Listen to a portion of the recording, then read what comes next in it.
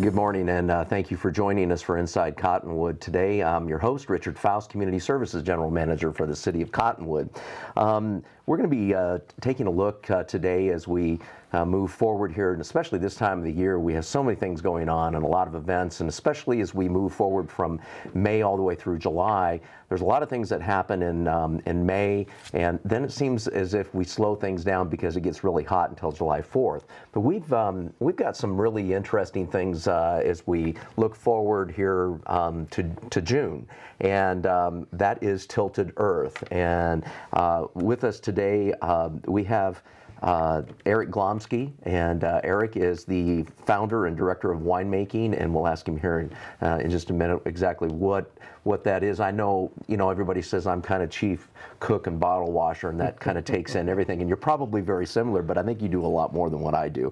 And so with us today, thank you for joining us, Eric, Thanks number one. Yeah. And number two here is everybody seems to know Hezekiah Allen. So Hez, you're our special services supervisor for the Recreation Center. Yep. And you basically take care of all of the city's recreation center pool and outdoor pool. You're also associated with all the special events and then youth activities, and coordinating all of that is quite a chore. So I think you do a lot more than what I do also. I wouldn't say that. Yeah, and we have a lot of fun and we enjoy ourselves, and this is one of those that really is a compliment with the City of Cottonwood as we look at Tilted Earth. And it's going to be June 19th and 20th this year. This is the second annual, and as we look forward to this, and especially with Eric and all of his crew, all of his partners, and then the sponsors, it's a big program. And so we're going to be talking about that today. We're going to be talking a little bit more also as it pertains to paid spring cellars and the wine industry, the viticulture, some of the things that go on with vineyards and everything else throughout the state of Arizona. So. Eric, I think, in the context of, and again, it's my pleasure having you on the show today, tell us a bit about your passion for this industry, and I think how you've launched into the Verde Valley and throughout the state of Arizona with the wine industry. What is that? How is that done? In the last 10 years, it seems like things have just, really gone full blown and just integrated all throughout the state of Arizona. It's really incredible. Right. Well, thanks again for having me. That's a big question, and there's a lot of factors that I think play into it. I would say in the last decade, a couple of the biggest things were actually changes in our wine laws. I think this state and this valley especially has always had the potential to grow great grapes and make wonderful wines. And I think the fact that we have an economy that has a big tourism element, I think that plays into the idea of the vibrant, small boutique side of winemaking. But if you look at the proliferation of wineries, there were about 10 wineries in the state for 2 or 3 decades, and then all of a sudden we went from about 10 to almost 100 wine brands around the state. Really not that many wineries, because some of these wineries are making several brands. Actually, for instance, Arizona Stronghold, one of ours. But one of the biggest changes is that we modified our state wine laws to allow wines to get to market more easily, particularly direct to consumers. We changed the laws so that you could sell on the internet, so you could ship easily. And by those changes made the investment more attractive to people from the outside. And again, I think the potential is there, always has been there, but it's more about the economic and legal environment around it that needs to continue evolving. Right. But that really does set the stage then and the tone for the wine industry in Arizona, and especially the Verde Valley. Yeah, and honestly, even throughout the country, if you look at the states with the most supportive and conducive wine laws, that's where it's happening. And there's California, Oregon, Washington, New York, Michigan. All these places were taking off because they had the right environment. Obviously they had the natural environment, but they had the right political, legal, economic climates. Right. Yeah. So tell us a little bit about, in the context of founder, director of winemaking, what exactly do you do? Well, just like you were saying about yourself, that's a darn good question. I do, I think I do a little bit of everything. built Page Springs cellars from scratch. I've done pretty much every job in the place at one time or the other, and somewhat with Arizona Stronghold too, our other business. These days, I spend more time in the vineyards because I really think that's where wines are made. And I'm still involved in what I would consider to be the art of winemaking, which is blending. So I love to think of myself as a farmer. I love to think of myself as a wine grower. That's why, you know, a winemaker. And really the fusion of those two, the idea of wine growing, you can't have one without the other, and I think you're making a mistake if you just grow grapes and don't understand wine, and if you just make wine and don't understand grapes, you're never going to reach the same height in creating an amazing wine, and that's really my goal, among other things, is to show the world and myself that we can make some of the best wines in the world here. And it's easy to say, oh, these guys are new and da-da-da-da, and it's a tourist economy and people buy it because Sedona's there and Old Town Cottonwood's booming, but you know, if you don't have underlying quality, to me the whole thing's kind of a sham, and I want to have both. I'd love to build our economy, have the notoriety, build the industry, but again, the core product has to be awesome. So that's a big part of it. And I still do a lot of day-to-day stuff with, you know, finance and administration. I do a lot of HR work. You know, Page Springs, we have about, you know, 50 plus employees. Stronghold, we have about, you know, almost 25.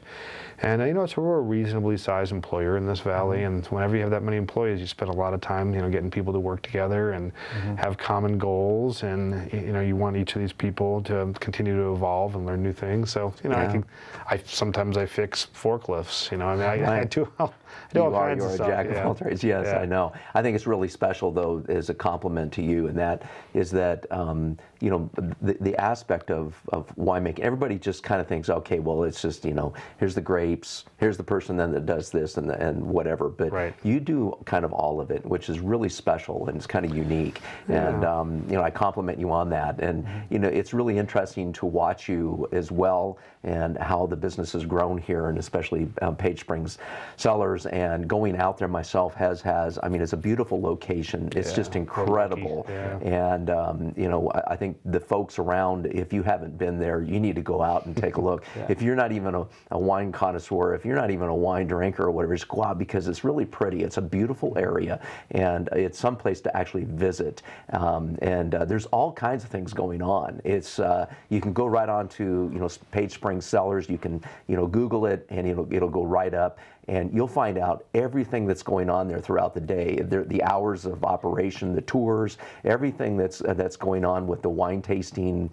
It's right there. Now, I think last year, before we go into our break, is you're also doing a May 14th wine barrel tasting at it's the Cashmere's. Yes, World Wine Bar in Scottsdale. Tell us what's going on at that event. It's actually, if you don't mind me backing up for 2 seconds, the only thing I'll add to come out to Page Springs, we also have amazing food. We have an amazing chef.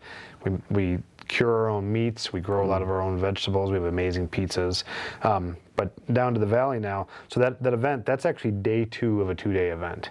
So on the 13th, we're hosting a sommelier showdown at Cowboy Chow, a famous restaurant down in Old Town Scottsdale, and then Cashmere's World Wine Bar, which is right next door, same owners, is where we're doing the barrel tasting. The sommelier showdown, our chef Brian at Page Springs and myself go down, and basically we have a cook-off where he cooks courses and I pair wines, and then Peter Kaspersky and his chef, Peter's the owner of those restaurants and wine bars, does the same. And each course people get it blind, they don't know who did what, and they vote on it. But every course they get 2 wines with every dish, and then we vote at the end, and it's always a blast. And then the next night we roll into a barrel tasting and a custom wine that we make for those guys. That's great. And I think it was about 4 weeks ago, my wife and I were on our anniversary. We went to the Cowboy Chow, and it was just great incredible. It's just awesome. So if you get that opportunity as well, go to Scottsdale and go to the Cowboy Chow. It's just unbelievable. We're going to be taking a 1-minute break here, and thank you for joining us for Inside Cottonwood today. We'll be back here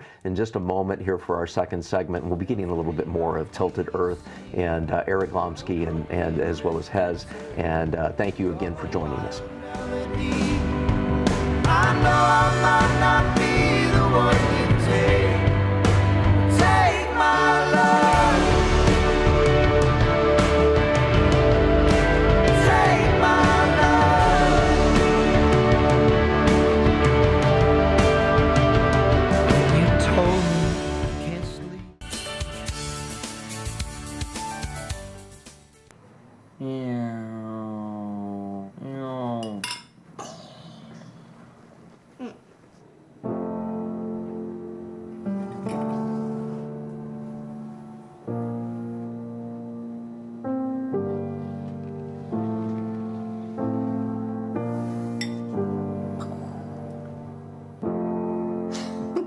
Visit aarp.org/caregiving for information on how to provide even better care for the person who once took care of you.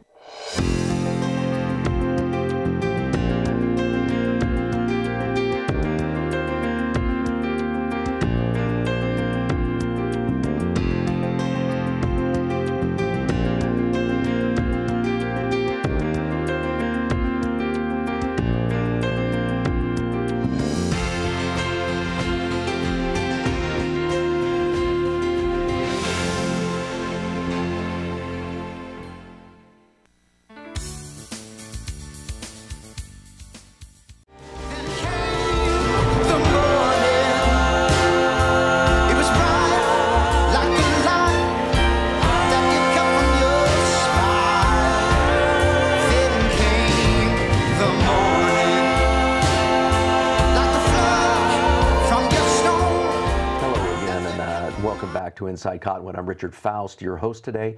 I'm Community Services General Manager for the City of Cottonwood.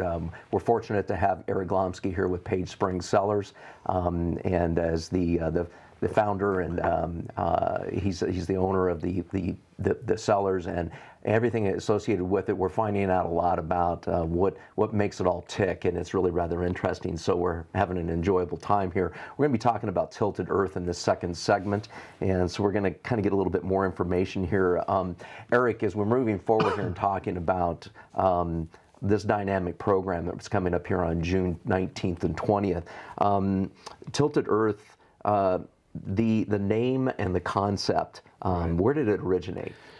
Well, it originated from a night of drinking wine with a group of our employees to try to come up with a name for the event. Okay. And we always have these creative sessions like that. And in my previous life, I worked as an ecologist, and field ecology, being out in the field was my whole life, and I loved it.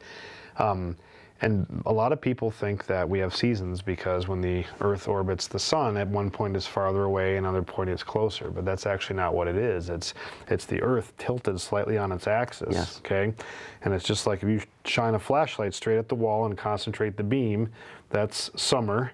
And then when you tip the beam and that same amount of light and infrared spreads out over a larger area, that's winter and everything in between. So it's that tilt as the Earth goes around that creates our seasons.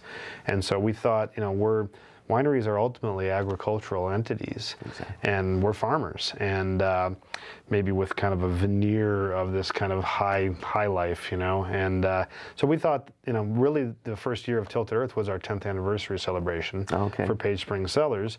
And we thought we'd come up with a name that kind of tied in seasonality and farming to our event. So there you have it. And it's kind of a catchy name, kind of neat. It is, but it would be, the concept is great because it just fits perfectly. Mm-hmm. The two fit. And so I think that it's a unique name, but it is fun. It's good to, and especially with the marketing, and we're seeing the marketing really develop these past 2 years, and it's really fun to see it. Yeah. It's got a great brochure. The logo is just incredible. You guys did an awesome job. Yeah. So cool. Unbelievable. So tell us, there's a lot of major sponsors also with this program, and this year Page Spring Cellars, of course, City of Cottonwood, Reliance Printing Solutions Incorporated, Harmon Solar, Cherry Salon, Bethune and Associates, Attorneys at Law, Quench Fine Wines, Gamage and Burnham, Attorneys at Law, National Bank of Arizona, Four Peaks Brewing Company of Arizona, Modern Luxury Scottsdale, Ocean Fine Art, 100.1 Arizona's alternative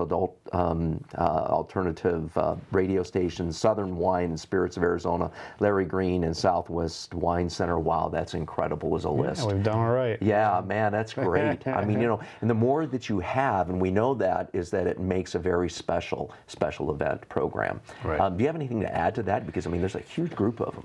Well, the thing I would add is that in addition to us trying to build a cultural event for this valley, which obviously has all kinds of economic benefits too, we have a kind of a 3-point benefit that we're trying to raise money for too, which is basically children, animals, and rivers, big brothers and sisters.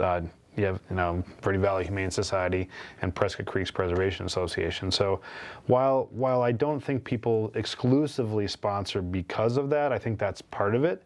And I think a lot of these people, you think about Quench Fine Wines and Southern Wine and Spirits, these are, Hensley is Quench, big companies. I think these people believe in the wine industry too. They do. And this is an opportunity to back the Arizona wine industry, because this isn't just about Page Springs.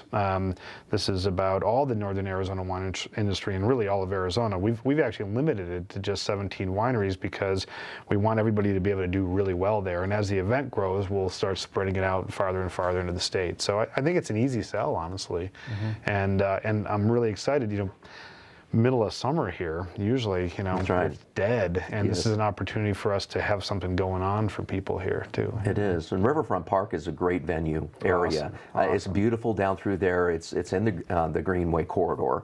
And there's the trees. It's really luxurious as it pertains to getting close to the river. You have the opportunity to walk down by the river, and it is beautiful, and especially in the evenings it cools off. And so, June gets hot, but those evenings are nice, and so it really is a joy for something to come along like this. And so my appreciation goes out to you guys, because it's just incredible to have something in June, and a lot of people are coming, and so we hope more, especially over a 2-day period. Now we're also looking at advancing this program. Tell us a little bit about next year and what your thoughts are. Things constantly evolve, and you want them to in positive ways. Even just from last year to this year, we learned a lot. We started too early last year. It was too hot. Really, things started happening. The vibe changed. Everybody kind of came out from the trees into the field once it cooled down. And so this year, 2 days, both days being later, I think next year, I think we'd like to add another day on, probably Sunday, and start getting our Arizona craft breweries in on it and our craft distilleries. Even beyond that, we already have kind of a winemaker dinner series that we're developing around this. So the night before, so the 18th, which is Thursday, a lot of the wineries that are attending will be holding these winemaker pairing dinners around the valley. And actually, this year, just afterward on Sunday, we're doing some winemaker brunches too. That's awesome. So I think in the big picture, expand the arts, expand the food and beverages, and maybe make this into like a week-long festival. More days of music, more days of eating and drinking and celebrating. And we've even talked about bringing in painters, doing plein air, maybe working things out with the I'm trying to remember the name of the film society that Suzanne's been talking with, but maybe having wine films. So just Sedona Film and Sedona, the Sedona Film Festival. Yeah. So it's the sky's the limit, and I think we'll keep taking metered steps. Ultimately, the biggest issue is going to be the number of rooms in the valley, right? And then probably next year working out camping as well. So that gives us kind of a way to keep people off the roads, and have higher capacity. Yeah, that's a great idea too, because the camping, great atmosphere. Yeah. It really will. It'll create a totally different atmosphere, and that'll be something we'll be going to the city council with as a little bit more time goes on here as we discuss that and the camping issues down there as well. We're going to take another break here and get ready for our third segment as we talk to Eric Glomsky a little bit more, as well as Hezekiah Allen, pertaining to Tilted Earth itself, and what are going to be the venue programs throughout the day. So thank you for joining us here for Inside Cottonwood. I'm your host today, Richard Faust, Community Services General Manager for the City of Cottonwood. Come back here in just a moment. Get ready for confetti, hey, hey, hey. Get ready for confetti, hey, hey, hey. Get ready for confetti. Every day, hey, hey, hey. Every day. I knew this socket many. Cinderella found the pet that fits her perfectly. Tiana gave her pet the royal treatment. Belle found beauty where no one else did. And you can too. Share your heart. Share your love. Bring home your forever friend. Make a shelter pet part of your world. Happily Ever After begins at theshelterpetproject.org. Thanks for coming in for the interview. Oh, yeah, of course. All right, we got your personal references, your resume, high school diploma or equivalent.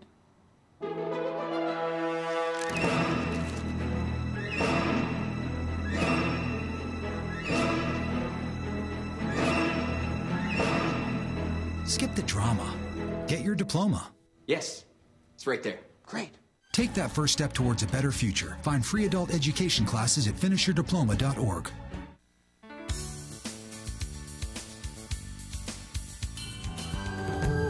Send me in my way. Send me in my way. Send me in my way. Send me on my way. Send me in my way. Send me in my way. Send me on my way.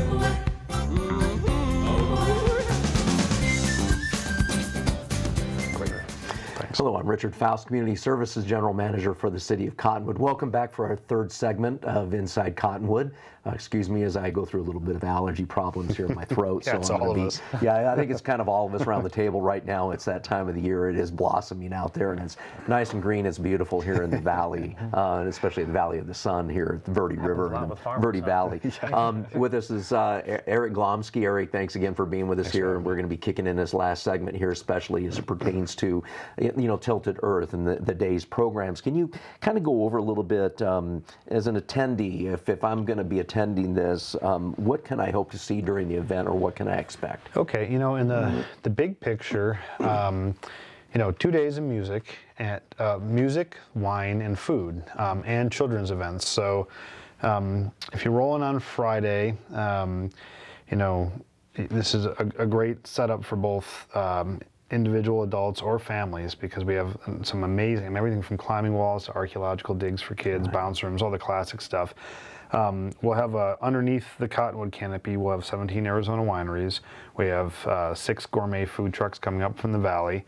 And then musically on day one, and I'm going to look at this. I know all the bands, but I keep forgetting their the specific order. But Friday, basically, Muscalange, which is a bluegrass band out of Phoenix. They used to actually be local and out of Flag for a little while. Chamomile and Whiskey, kind of folk blues coming out of Asheville, North Carolina. Awesome. The Lone Bellow, really up and coming band. I think they're going to be big soon. Combination of male, female vocalists, some violins, fiddles, banjo, guitar. You want to add something? I just want to touch. I was just talking to their agent yesterday with the Lone Bellow, and it was so interesting because they just finished up with the Stagecoach Festival. Okay. And then they're getting ready to open up for Eric Church. And they said at the Stagecoach Festival, they had Waylon Jennings. I think it was Waylon Jennings, one of those guys, one of the classic old country artists, actually stayed behind to make sure that he saw the Lone Bellow set. Cool. Wow. Along with Ashton Kutcher. Oh, wow, that's incredible. They're about to become big, and I'm excited that we got them before we can't afford them. And then the headliner on Friday is Robert Earl Keen. Yes. One of my favorite artists, out of Texas. I've seen him up in Flag at the Orpheum. I've seen him down at the Rhythm Room in Phoenix many times. The next day, we have Decker, who's a rising star from our valley here. Melt With Me, previously called Black Carl, they actually played last year and they were a big hit. Dry River Yacht Club out of the valley as well. And then Rusted Root, which is a big name national act with hits everywhere. And these will basically, doors open at 4, music goes on at 5, music ends around 11, and then doors close at midnight. And we'll have wine bars, we'll have all kinds of amazing food. This should just be a great time. Yes. And you get all that for your ticket price. Yeah, so the ticket prices are $45 a day or $80 for a 2-day pass. And the day of it'll be $50. And locals pay $5 less at the door than non-locals. They just have to show up with a piece of mail or a driver's license or something of the sort. And then we're also going to have a really amazing silent auction. My wife, Gail, has been putting this together. Our goal with the auction is to raise $20,000 for the charities I mentioned earlier, and she's got some amazing things going on. I mean, we have a wine club member at Page Springs that's doing a custom knife that's actually has a stand for it that's a wine bottle, one of our wine bottles. L'Auberge has donated a 2-night stay with dinner. Nice. The Hyatt's donated a stay with dinner.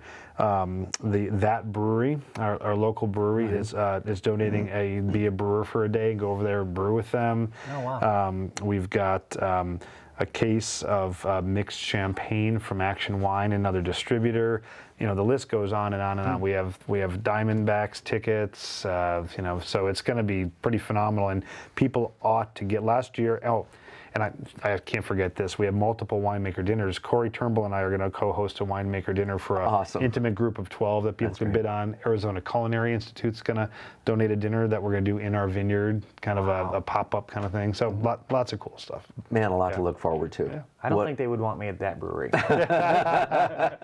I mean, it's just going to be an incredible opportunity for people to come, and just really, it'll be an exciting 2-day event and venue, and again, starting at 4 o'clock each one of those days and going to 11 o'clock. And so, now, what prompted you more than anything else to look at Riverfront Park? I mean, we talked about the beauty of it and everything. You know, so I'm one of the owners of Arizona Stronghold. When we established Arizona Stronghold's tasting room in Old Town, Cottonwood, working with the city was such a pleasure. Doug Bartosh was amazing. Your council was really supportive. Everybody who works, you know, is employed by the city. And I think it was two things. Number one, obviously the natural beauty. We wanted to be along a river. We wanted the coolness of that. But there was no doubt that just working with the city and wanting to do it in Cottonwood was key. And you guys have been amazing. Everything from financial support to the park itself, the police force, Jody. It's such a symbiotic relationship. I can't imagine doing it anywhere else. And then, of course, the other big issue is we only have so many rooms here in Cottonwood. So you guys providing, you know, the cat and link system to get people all around the valley and back and forth to Sedona is yeah, I appreciate huge. that. I was going to bring that up, so you did first, so that's great, because we do have that, and it is an opportunity for people to maneuver if they don't want to drive. They can easily then catch the cat or in fact, we encourage it. Yes, we encourage that, and you know, especially for the lynx coming into town, and then the cat driving around Cottonwood. So it's really I guess it's a good marriage all the way around. You know? Valley-wide and we like you guys collaboration. too. So you know, it's just a lot of fun. So we really will be there. That's definitely for sure. So we're going to have a lot of fun.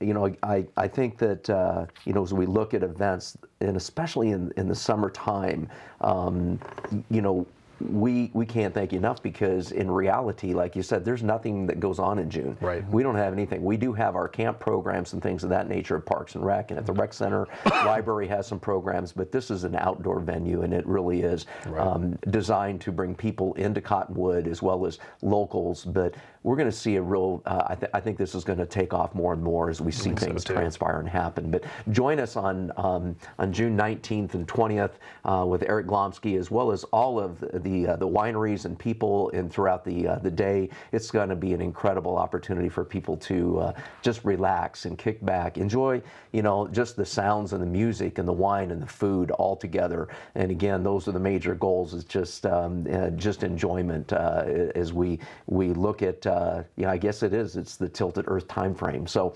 we're going to close this down for the remainder of this session, and listen to the music also during the outtake times, because that'll be some of the artists that are going to be coming on board.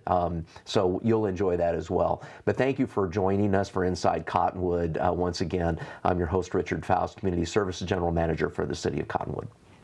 Thanks, Richard.